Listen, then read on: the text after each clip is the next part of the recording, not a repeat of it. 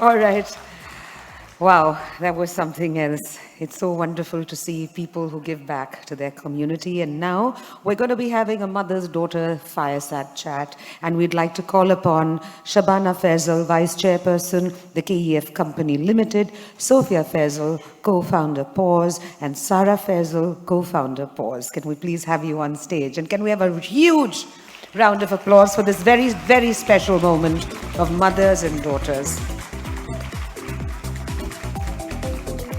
And the anchor for this fireside chat is somebody actually who I used to stand with outside classrooms, waiting for buses to return. And yes, we did feel guilty if we were not there. The one and only President, Thai Kerala and Managing Director, Chemmanur Academy and Systems, my friend Anisha Cherian.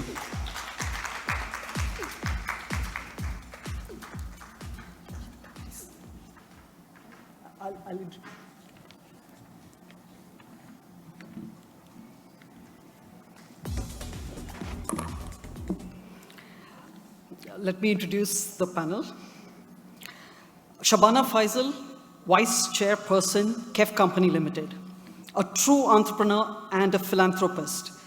Shabana Faizal is a Vice Chairperson of KEF Holdings, a privately owned family company steeped more than 25 years of innovation and shaped by a mission to be different and make a difference. She's also the co-founder and Vice Chairperson of Faizal and Shabana Foundation. Shabana's entrepreneurial journey began in 1995 as a retailer of unique specialty and luxury products. After leading the company for 8 successful years, she decided to team up with her husband and entrepreneur Faizal Kotikulan and support him in running a world-class foundry, Emirates Techno Casting. Deeply committed to social empowerment, Shabana and her husband founded the Faizal Shabana Foundation in 2007 with a vision of giving to create impact. To date, the foundation has supported and empowered more than 25 community initiatives, donated in excess of 160 crores, and impacted hundreds and thousands of lives. Throughout her 25-year entrepreneurial career and philanthropic journey, Shabana has played an integral role in the growth of both KEF Holdings and Faizal and Shabana Foundation. As a result, she has created a ripple effect that has impacted the lives of thousands of people across India and the UAE. Now we have with us Sophiya Faizal and also Sarah Faizal, Shabana's daughters. Sophiya Faizal is a co-founder of Paus, a wellness cafe concept built with her sister Sarah. A judgment-free space that channels pillars for holistic wellness, presented in fresh stereotype-breaking model. She graduated with a Bachelor's of Science in Materials Science and Engineering from the University of Illinois, and then spent a year working with Kaufman Fellows in the US. Sophiya went on to earn a master's degree in international business law in 2019. She's also the director and second generation leader of KEF Holdings. And now to introduce Sarah Faizal, head in creative marketing department of Paus and also co-founder to Paus. Sarah Faizal first found herself taking up business management in Loretz International School of Management in Switzerland.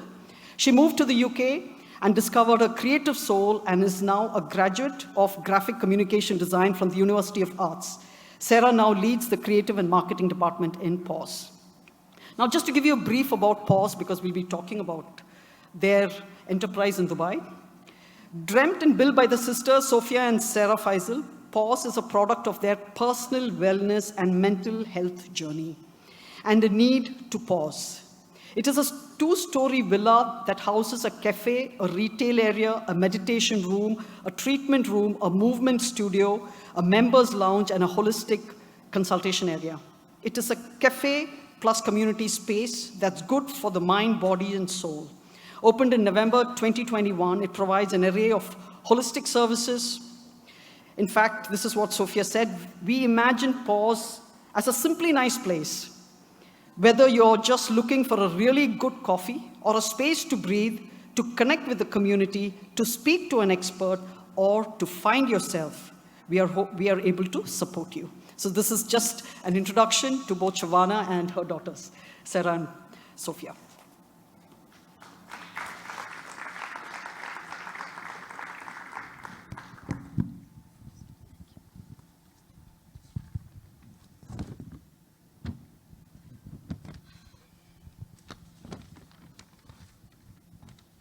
I think I'll start with you, Shabana. I have noted that KEF Holdings is focused on businesses that are innovative, sustainable, and benefit society. Is there any specific experience that triggered you and Faizal to choose such a business model? Also, your current project, Tulah, it means balance. It is about holistic wellness, and the purpose is unified life. How does it really impact the individual? So there are basically two questions in this. So over to you. Good afternoon, everyone. First of all, thank you all for giving us the opportunity to come here. Listening to all the speakers in the morning, I'm humbled, and I'm also honored to be here, so thank you. So, to start, Faizal and I both grew up in families who are a lot into charity. They believed in helping people. So we grew up with that around us, and when we started on our own, that was already in us, somewhere behind, it was already there. So the first time we made profits, we thought we have to give back to our people who work for us. And doing that, we built the Faizal and Shabana Community Center. And it gave us so much joy and satisfaction, because seeing the happiness of the workers, I mean, it was for everybody, for the shop floor people, for the senior managers, for us, all of us using the same place, we eat together, same food served for everyone. And the joy it gave us by seeing the happiness in all their faces made us think that we should do more. We should do more of this. In 2008, I think we exited that business. And when that happened, I mean, both of us had a lot of time in our hand. And we started thinking, okay, we need to do more. I mean, even if we get into business, we need to do something which creates impact, which we give back in a kind of a way.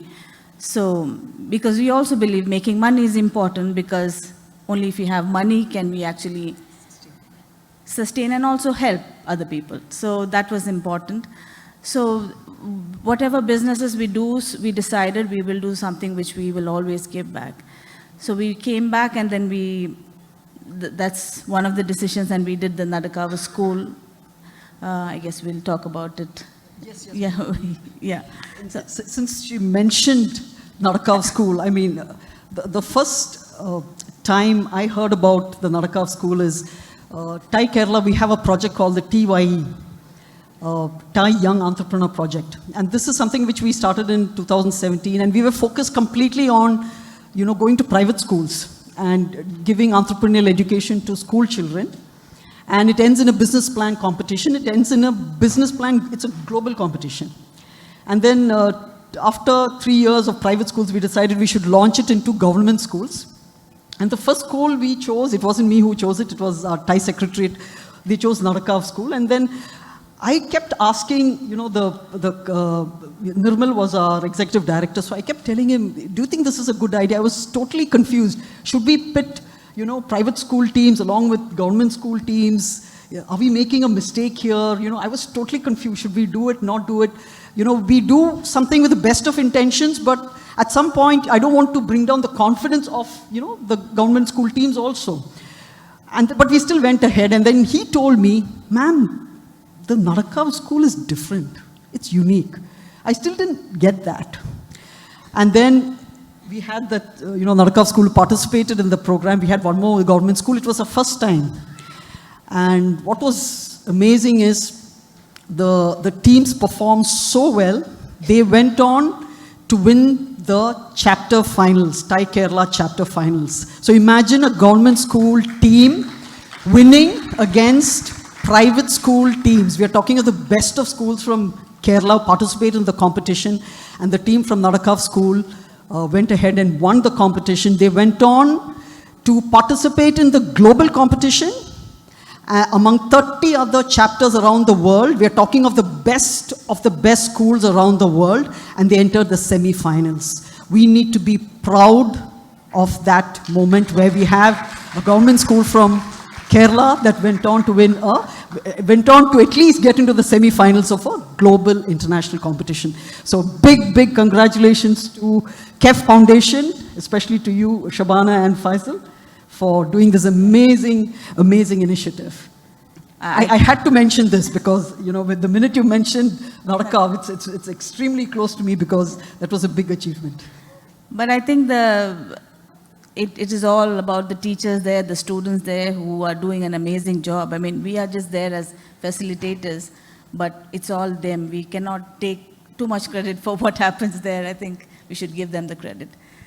So as we went on to do more businesses, we started the Nadakava school, and we realized when the government gave us just the holiday time to build the school. So we didn't have much time, and we needed to find a way to build school the fastest way possible.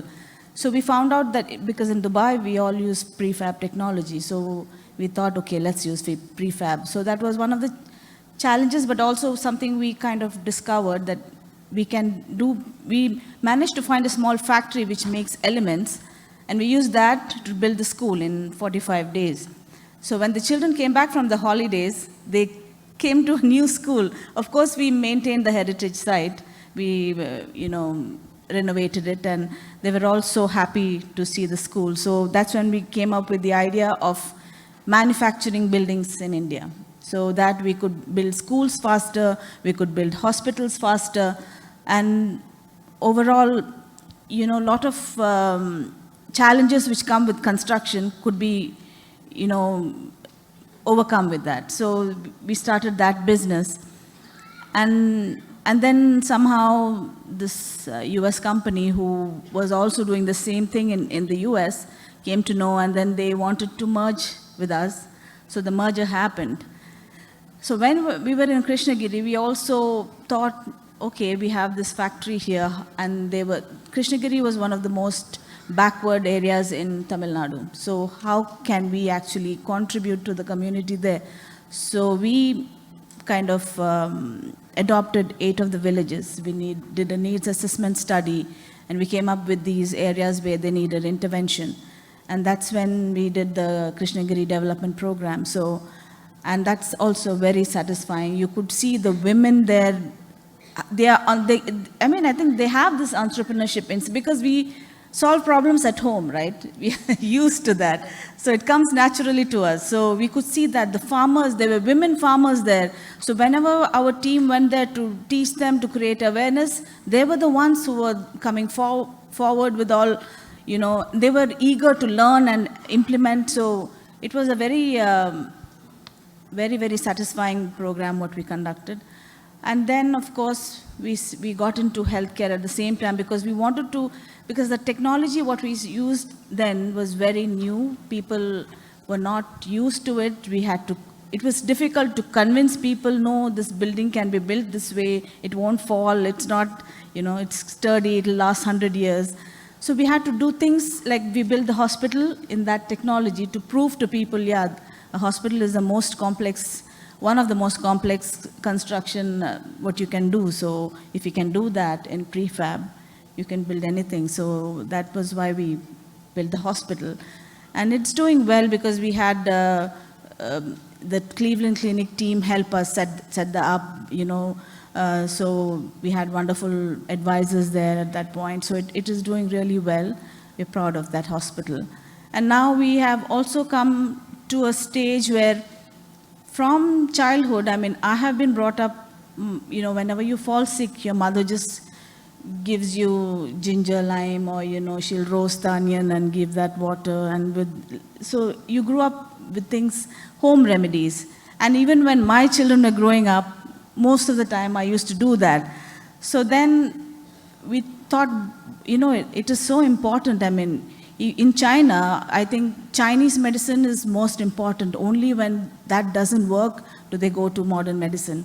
But in India, we straight away go to a hospital. You fall sick, you go to a hospital. You don't really, but we have amazing alternative, alternative healings here as well, like Ayurveda and all that. So we thought, why don't we use that along with modern medicine? They have to talk to each other, and I mean, certain conditions can be co-managed by them.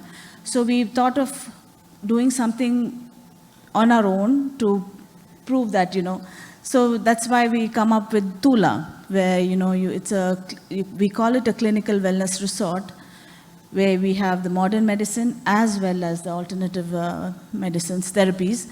And it's under construction, so it'll open only next year. So we're looking forward to that. I had the opportunity to attend the inauguration at Tulah, and I was totally overwhelmed with that project. You just mentioned that the Narakav school was built in 45 days with the prefab. Yes. That's mind-boggling, I have to say that. If anybody gets a chance to go to Calicut and go to that particular school, you should take that opportunity and go there. It's a beautifully constructed school, and I'm shocked when you said you got that built in 45 days. Yeah. Amazing. Now let me ask you a question, Sophiya. I do believe that a mother always has the greatest influence on the children during growing up. So can you mention one leadership quality of your mother that has impacted you or inspired you during your upbringing? There are so many. I think the first thing would be she showed that it was possible to do it all. Because even though, they built so many businesses together and we were all young kids, we never felt like, our mother was away from us. She made sure in her own way to put that time to make sure that we didn't feel like, she had to go to work and she's leaving us alone at home. Or when they traveled, they'd always bring gifts back to show that they were always thinking of us. So seeing that, just growing up, seeing that she had 4 kids, I'm sure we were not easy to manage, but she also built this business with our dad. And also, the foundation as well. They always talked about giving back. Even while we're having dinner, it's always about, what are we doing to help? So I think that for me is my biggest takeaway. Even now, as we're starting our business, it's that, I've also just got married and all. It's like, I know I can do it all because I've seen my mother do it. So for me, that's one big quality. Yeah. You want to answer? Is there any experience, like maybe a story which you want to mention, which has impacted you? Yeah. So I just remembered, but I was in school one day and I fell and I hurt my head self, and I went to the nurse and the nurse was like, please call your mom. You need to go to the hospital to take an X-ray. And then in my head I was like, no, my mom's at work. No, my parents are at work. They can't come. They're busy. And then she had to call them, obviously. So she called them, and both my parents, actually, not just them, they both took out the time, came with me because it was a minor thing. It wasn't something major. But that sense of, okay, my parents prioritized me in that time. And then they went back to work. And then they took me to work with them. But that showed me that, they're able to balance everything. So, yeah. Sure, Sophiya. What about you, Sarah? Do you have, first identify what is one leadership quality of your mother that has impacted you, inspired you, and then, some story which has made a difference to you? Yeah, sure. So I think working now and having our own business, I see how much it takes for a woman to be in the workplace. And I think a lot of times we tend to think that we need to take on the masculine traits to be respected at work. But I remember going to work with our mom as kids, and she would embrace all her feminine traits and use that as her strengths at work. So she was compassionate, she was sympathetic, she was nurturing, and she didn't feel the need to be like a man. She said, I'm proud to be a woman and I can work and use those things as my strengths. So every time we went to the office, it was always, where's your mom? Where's your mom? Everyone's so excited to see her at work because she was like a mother to thousands of people there. So now working, I try to tell myself, you should be proud to be a woman at work. And I saw that in her, and I think that's something that inspires me. Amazing. The point you said that, that you were able to see your feminine traits as your strength, and she put that quality in you. Amazing. You know, when I first spoke to Shabana, I said, you know, the mother has the greatest influence, you know, during the upbringing. And then she said, no, I think my daughters are more influenced by the father. That's the immediate response I got. I said, no, it's always the mother. The mother makes the difference. Now, I just want to, just mention, the Nadakav School project in Calicut, okay, managed by KEF Foundation. It got rated as the third best government school in India among 10 lakh government schools. And we in Kerala, we need to be proud that we have such a school here in Calicut that are able to produce students that are world class. And I had the privilege of getting that first experience, teaching them entrepreneurial skills. Now I'd like to ask you a question. Both of you are founders for, Paus. Okay, I had spoken about Paus in my introduction. Maybe I'll start this question to Sarah first. Okay, so it is a cafe plus community, okay? And I was very much impressed with a program called Matcha Mornings. Okay, I went through your Instagram, I went through the website. It's a judgment-free zone where your customers can openly talk about difficult topics such as family pressure, body image issues, grief, vulnerable topics. Why did you choose to have these sessions, and explain briefly your experience running it? Sure. So to give you a little bit of context, before we started Paus as a business, we started an Instagram page called Soph Wellness, just to talk about the things that we were learning along our wellness journeys. And we shared our mental health journeys, we shared things that we were learning from our own cultures that's already there, like my mom said. And through that, we got so many people, young people messaging us saying, thank you for creating the space where we can feel heard. Because they were messaging us saying, this is what I'm going through and this is how I feel. So when we started Paus, the primary reason we started was to create that environment where people could feel like, I can take care of myself and I can be heard and express myself and love myself enough to the point that I know what works for me. So Matcha Morning started like that. It was a way for us to create a space where people can come and talk about all these things that we face on a daily basis. But a lot of the times it's a taboo to talk about these things. So yeah, we just create a safe space where people can share their experiences. And it's been amazing. People don't want to leave. It's usually an hour long, but we stay for 2 hours because they have so much to say. And most of the time we realize that they just want to feel heard, and that treats all the things that they're going through. So yeah. But it's amazing, I have to say that, for you to, especially in a place like Dubai, which is very superficial, okay, at least my experience there, for you to have that session called Matcha Mornings where, your customers can speak openly about grief and all these vulnerable topics. It's a beautiful concept. I congratulate both of you all for having had the guts to actually do that, especially in Dubai. So congratulations to you both. Now, since both of you are co-founders, okay, maybe I'll take, Sophiya, you can take this question. What triggered you to start Paus in Dubai? Is there any specific experience or, it's not like one fine morning you'll start a holistic wellness center with matcha mornings, right? So there would have been a journey, or there would have been some experience or something that triggered you to do that. What would that be? Yeah, so honestly, Paus is just our own very personal journeys that we experienced. So as a family, we're very health oriented. We all grew up playing tennis, all woke up at 5 and to do a workout with our parents. But it was only, I think, a few years ago, this is pre-COVID, both me and Sarah at different times went through depression, and I have anxiety. And through that journey, right, when we first got it, it was like, I don't know what's happening with me. The things going on in my head were, at least I have everything I could ask for. I'm very privileged. I have a great family that love me. Why do I feel this way? And I was so ashamed that this is how I'm feeling. I shouldn't be feeling this way.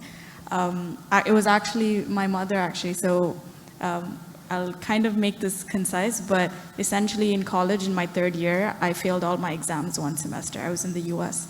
I studied hard, I'm a smart person, but every single time I sat for an exam, I would blank out. Towards the end, it got to a point where I would have panic attacks and I wouldn't even attend. So I failed, pretty much almost failed that semester. So she, spoke to me. I tried going for counseling there, didn't work. She said, why don't you try hypnotherapy? I'm like, I'm not going to do hypnotherapy. What's that? She said, you've already failed your exams. What do you have to lose? So when I came home for the summer, I tried it out and did 10 sessions. And within that summer semester, I got all A's and B's. So it worked. So that was my first introduction to that health is not just physical. And I think it was a similar experience for Sarah as well. It's that growing up, we think that, being physically fit is all that matters, but through our experience, you realize that health is mental health, it's nutrition. A lot of my anxiety goes away when I eat better. No doctor ever tells you that. So I learned all this through my own journey, and she did as well. And so when we were both stuck with our parents in our parents' house during COVID, she was in the UK, I was living alone in Dubai. We started to talk about this. We're learning so much about how to take care of ourselves. And also a lot of, at least anxiety and depression for me at least comes from, because I'm the eldest of 4, I had this expectation for myself that I need to be a good daughter, a good role model for my siblings, or I need to, make sure my father is happy with my career. We're such a society-led culture, I think, that a lot of us feel that we're not being authentic. At least I didn't feel I was being authentic to myself. And similar for Sarah, I'm speaking on her behalf, but because I know her story as well. So we really wanted to just ask more younger people to think about these things, because we didn't want people to get to going through depression or a physical health problem to then look at what holistic wellness means. So the idea came in, when we were stuck in the house during COVID, we were like, what if we created a space? And what would that look like? So movement, meditation, self-care, education, food, all of these things helped us find our balance. And we both have different balances. Health is not just one way to live your life. So we wanted to break that stereotype as well. So through matcha mornings, talking about how do you deal with grief, or how do you deal with body image issues when someone says you've gained weight? We all deal with it differently. Let's create a space where people can explore wellness. And just grow together. So we don't say we're experts, but we're your friend, where you can learn to be a better person. It's a place for self-expression, where you can talk about matters that are vulnerable. And more importantly, I think you bring in experts also to have various sessions. I just want to add to that while we were exploring what works for us, that's when we realized how much there is in Indian culture, in the Middle Eastern culture, and we saw that a lot of the times the West takes these concepts, markets it well, and it's suddenly a big trend. Absolutely. And we were like, we want to create a brand that's proud to be from this region and say, this is in our blood. Our grandmas, our great-grandmas have been doing these things for ages, so let's bring that back and be proud of it. Yes, you're absolutely right, Sarah. We have so much of history. We have so much of Ayurveda is 5,000 years old. And no science could last that long unless it's working. But then we don't know how to package it. But it's so popular outside for that matter. Yoga has become, it's everywhere. But India's had it for thousands of years. Anyway, thank you for sharing that story, Sophiya. So the importance of mental health. Okay, Shabana, would you like to speak about that? Yeah, so I turned 50 last year, and just going through as a woman, you go through all these phases. So I realized I was getting to menopause, and I was expecting physically, you'll feel certain ways, but then what happened to me mentally, I did not expect. It was, I couldn't handle it. And that's when, family makes a big difference, because they are there or any support system. They were all there to hold that space for me to, so it felt like I was going down this dark hole, but somehow all of their support and, help me cling on to something and get out of that hole.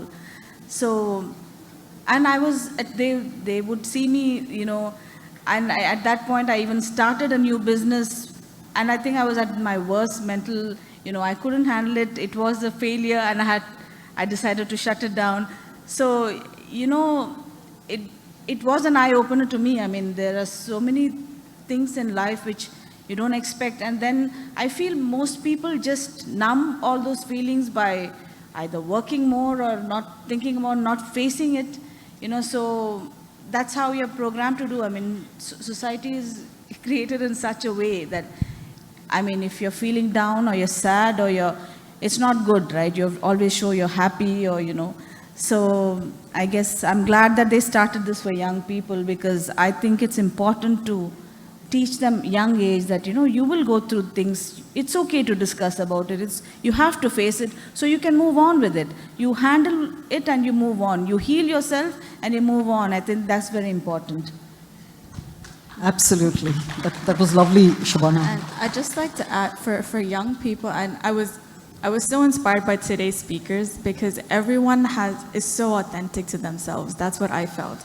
And I was discussing with both of them that I think for us, our generations and younger, it's because of, I think, social media, where we've been seeing what's happening in the West or just in your friends' lives, and you're constantly comparing yourself, and you're like, maybe I need to be like that, or more like that other person, or more like this influencer, that we really question what's our authentic self.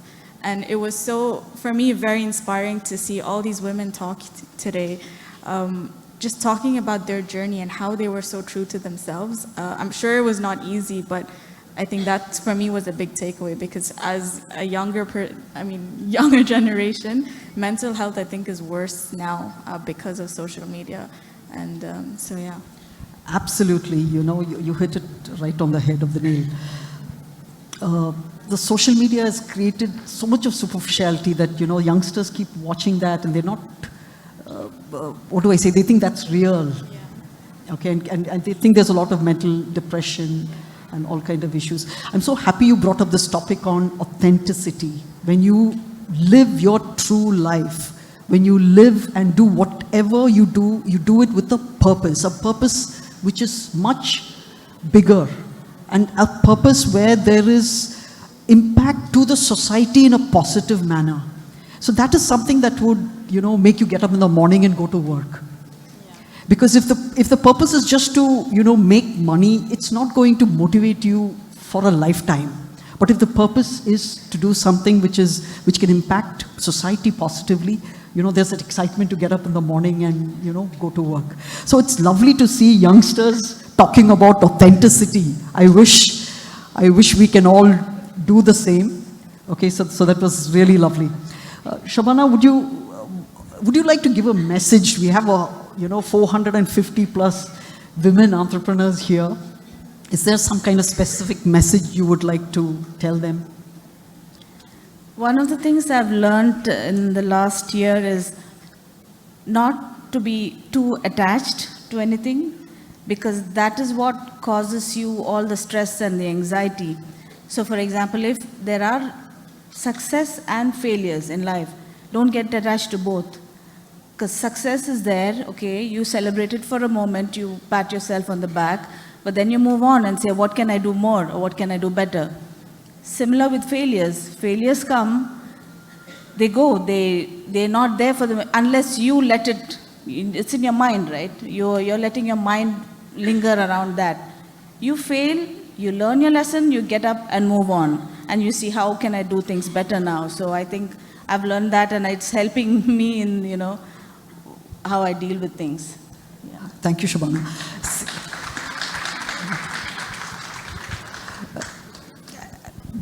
As women, for us, anything we do, it's like a baby, Our baby is our baby.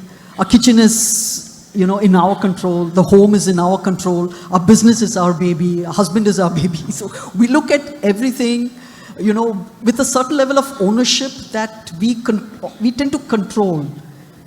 Okay, and that is something which we need to understand. We need to let go. That is the only way we can grow and continue to grow. So that was a beautiful message. And what about you, Sophiya? Would you like to give a message to our young women entrepreneurs here? Sure, I'll talk from a perspective of me trying to figure out how to, just started a business, trying to figure out a lot of things with Sarah. But I think the question that I keep coming back to is I think it's you do it for you, because I tend to think, okay, what should I do next? What would another person do? Or how would my parents do this or that? I think it's question like, what would you want to do? And don't worry about what others might think of it, because as long as you know you're doing it for the reason that you think is right, everything will fall into place, kind of thing. Don't let others' judgments cloud your judgment, I would say. Yes. Thank you, Sophiya. That was a beautiful message. I think we all have to learn, especially in Kerala, we are so steeped in other people's image of us. What will they say? What will they think? And we act accordingly. And so we are not true to ourselves. And we need to, we need to be free. So thank you for that message. What about you, Sarah? Would you like to give a message to our young women entrepreneurs here? I think, like I said at the beginning, a lot of times as a woman, you think that a lot of these feminine traits are weaknesses, but I really think they're so powerful. And if we just use them well and know how to use that in the workplace to emphasize the work culture and the way that you work can improve so much if you just harness all those good things about being a woman and be proud of that and show that in the workplace, it just makes your work life so much better. So I think as now a young woman entrepreneur, I try to embrace that, to embrace my femininity and say, a woman can lead, and you don't need to be like a man to lead. You have your strengths. Men have their strengths too, and it's beautiful. So yeah, that's what I would say. Absolutely. I have to say, I love the dance after lunch. I think that was a great way to get people to... Absolutely. I mean, you cannot expect a dance like that at Tycon. It can only happen in an all-women, business conference. That is so true. Shabana, was there any moment in your life, I mean, this would be the last question, was there any moment in your life, where you faced a deep hurdle? Would you like to share about, painful experience and, you were able to come out of that? So generally, I'm a person, I don't get too excited about things, and my emotions are quite... So whatever challenges come, I kind of, process it, think, and I try to handle it that way. I don't think of it as hurdles. It's just how can I, move on and solve this problem. But what happened when I got my menopause and I think I'm learning every day. I'm reaching out to, seeking out to things which I think will help me. So every day I'm learning something new. I'm trying different things to help me come. I'm at a much better place now. A few months back, I would never been able to speak without being emotional, crying, so now I'm much stronger and I'm able to talk about it without being emotional. So that's a good step for me. Every day, small little steps. I measure myself with myself. I don't compare myself. So I see how I was last month, how I am today. I'm getting better. So, this is something I'm working on myself, and I'm sure I will get there one day. Beautiful. Thank you for sharing that, Shabana. One aspect which I noticed when I, spoke to you and spoke to Faizal, and I had the opportunity, we had a session with Faizal, with all the Thai charter members and entrepreneurs.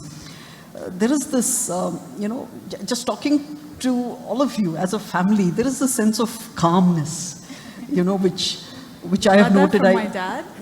I think our father's the most zesty. We were actually just saying before we came on that all the women that spoke today were so inspirational, so outspoken, and all three of us are very soft-spoken. So we're it's a bit intimidating, but I guess we're just changing the vibe a little bit. No, but there is a beauty to this calmness. and the fact that the word Tulah means balance. Okay, it means balance. So, just talking to the Faizal family, you can feel that sense of balance and calmness. And this is my personal experience. Thank you very much. I totally loved this session. Okay, and thank you for sharing your experience, Shabana. Thank you for sharing your experience, Sophiya. Thank you, Sarah. Thank you, Anisha. You made us feel comfortable so we could talk freely. And I think you're doing a wonderful job. Thank you. Thank you very much. Thank you. Thank you. And please stay on stage because I would like to call upon Sheila Kochep, founder and managing director, V-Star Creations, to please give away a token of our appreciation. And Shabana ma'am, I can't thank you enough for saying you turned 50 and that you have menopausal issues, because I think the biggest problem with all of us is we listen to our mothers and never spoke about it, saying, don't worry, don't talk. Please understand that menopause is real. It's not in your head.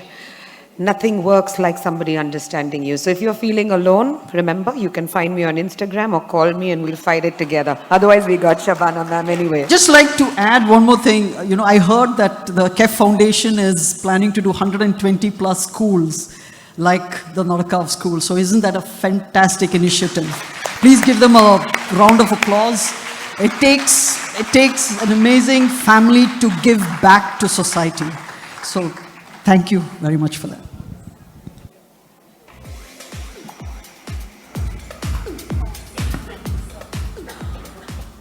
Can we have a big hand for Shabana, Sophiya, and Sarah, and of course, Anisha.